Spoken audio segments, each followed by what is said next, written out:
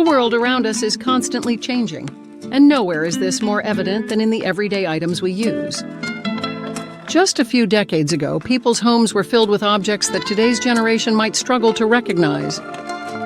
Let's take a journey back to the 1950s and explore some everyday items that have since become obsolete.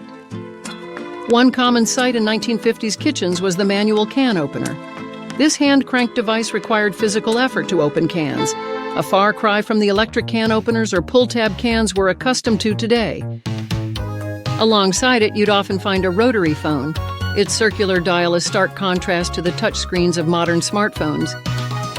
In the living room, families gathered around bulky television sets with small curved screens.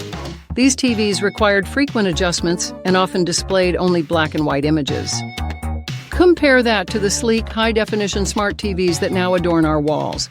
Office workers of the 1950s relied heavily on typewriters, painstakingly typing each letter and using correction fluid for mistakes. Today, computers and word processing software have made the clickety-clack of typewriter keys a distant memory.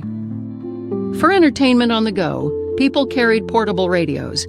These were the precursors to personal music players, a far cry from the streaming services we now access through our phones. In schools and offices, mimeograph machines churned out copies of documents, filling the air with the distinct smell of ink. Now, digital documents and high-speed printers have rendered these machines obsolete. Photography enthusiasts used flashbulbs for their cameras, one-time use devices that provided the necessary light for a single photograph. Modern cameras with built-in flashes or smartphone cameras have long since replaced this technology. As we reflect on these obsolete items, it's fascinating to consider how quickly our world changes.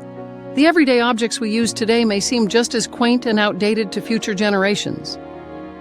Our smartphones, laptops, and smart home devices might one day be relics of the past, replaced by technologies we can hardly imagine.